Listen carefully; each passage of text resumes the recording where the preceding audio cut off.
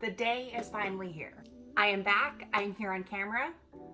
I am here to answer some of your Ironman questions. If you don't know, I have been training very, very hard for nearly 7 months now on doing my first Ironman. I've never actually even done a triathlon before.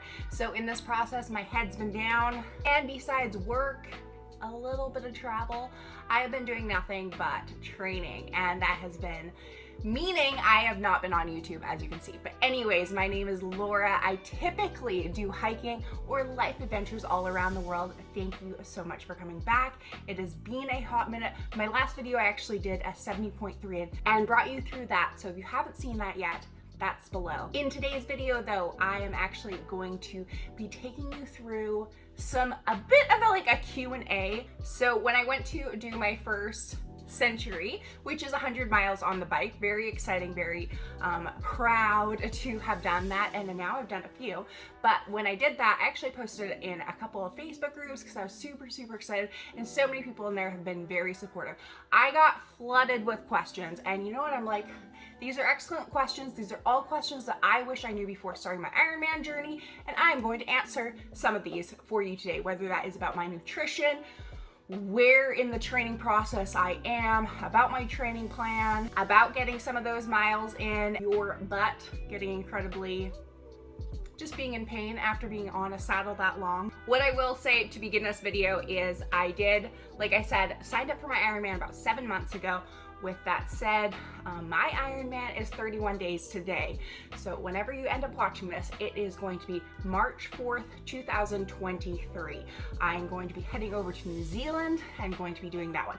Very exciting. My goal while I'm over there is obviously to get used to the course. I'm actually going to be going over there a little over 2 weeks in advance. So hopefully that gives me a ton of time on the course. That also honestly means I have a lot more spare time than I normally would. So that's when I plan on doing a ton of Q&As, more like what's in my bag and all of those kind of things. Make sure you're subscribed so that you don't miss those videos if you're more interested in Ironman information in the future. So like I said, I did 100 miles recently on my cycling, and a lot of people were like, wow, that's a lot. When did you actually start training for your Ironman versus like booking it, making it official, registering, and like how far along did this take you? So my answer to the actual cycling portion of it is I was not like a cycler all my life. I did get into cycling about a year and a half ago, I'd say. I just purchased not like just a couple $100 road bike, but then I did upgrade to just a better road bike. Still, I've never had a triathlon bike, but I got that about a year ago, and then I signed up for my Ironman about 7 months ago. My goal has always been to do an Ironman, and that's kind of why I originally got the road bike, out of curiosity how my body would do. I got to about 50 miles on like my road bike before actually making it official and registering. On the running side, I have always kind of ran quite a bit, especially like in other countries all around the world. So running to me, and I've done a marathon before, I've always somewhat been a runner. When it comes to swimming, I feel like I grew up in a pool, but I've never just like swam lanes ever. So that I did started again around that kind of like, maybe I might train for an Ironman like a year and a half before like it would have been. So I basically have been training for 7 months, but it was like around a year and a half before when I actually like started cycling and swimming a lot. When it also comes to my 100-mile ride, one of the questions was, how do I stay comfortable on the saddle or the seat? And I really couldn't honestly fully tell you. All I would say is that it's not ever at least for me, and I feel like this is probably most people, unless there's like a professional out there, it's probably not going to feel good. Like it's never like, I don't think that there's very few people in this world that they finish 100 miles and they're like, I just feel fantastic, I would just love to keep going. No, you're exhausted, your body's tired, you've been out there a long time, you're calorie depleted, you're just overall tired, and that also goes for your downstairs area. You know that it's never going to be a comfy experience. You really are pushing your body to the max, and do keep that in mind that it's never going to be super fun. This is probably my number one question, is which training plan I'm using. I don't specifically have one. For a couple of reasons. Number one is just, I feel like I know my body really well. With that said, I'm sure a training plan would do really well. I have now been having to train in the winter months since I chose March as my time frame. So it's actually been incredibly rainy in Northern California. And I have a very, very flexible job. So that has just really allowed me to look at the week ahead and be like, okay, these 2 days it's gonna be pouring. Like, there's no way I can be cycling out there for like, you know, safety reasons. But these other days, that's great. There's 4 days in between those 2 days. Those are gonna be my days and I go up. So that's just kind of how I've done it. I've also done it all in blocks. So I've trained for 5 weeks and then 1 week I do like a quarter of the distances of everything as like an active recovery week. So every single 5 week time, I look at what I did the previous block and see like how I'm gonna grow, what my goals are for that next 5 weeks. And I look at a calendar and I literally plan it out, every single thing.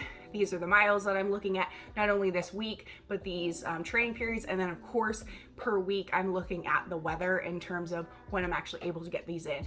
Unfortunately, I feel like all of my swimming always revolves around like a day that ends up being way nicer, of course, than it planned to be on the weather forecast. But with that said, it honestly has worked out fairly well. Like even just going into this weekend, I'm supposed to do my last century before my Ironman, and unfortunately it's the only time it's supposed to like pour rain for quite a few weeks prior and after and stuff. So I'm like, okay, I'll work one of those weeks and I'll do my 100-mile or I'll work this weekend and then I can do a 100-mile on Tuesday and take that off. So anyways, that's just why I say I it's really flexible, but I do get it all in. I've only missed 2 sessions. One, I was sick and I just like was like, oh, I can barely even make it down these stairs. I'm just gonna sit and completely recover. And the other one was I twisted my ankle and thank goodness it was fine. It was really painful, and then the next day I just swam and I actually really recovered pretty quickly and it was fine. So yeah, I don't know, I've just been very motivated to get this done, and if I don't, it is not because I missed training days or did not get in those training. The next topic that I want to talk about is people talking about like, how do you stay motivated? I think one of the things is once you actually register for an Ironman or have your sight set on an Ironman, you're like, yes, let's go, let's do this. And then, you know, you get super fatigued along the way and you might like, I wouldn't say make an excuse, but things come up in life. And you might push it to the next year or be like, I tried.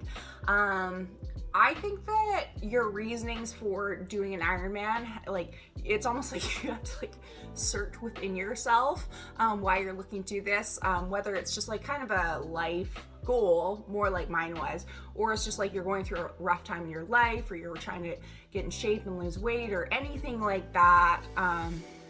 I've always been like, once I sign up for this thing, like that's going to be my goal. And I've had some really bad days.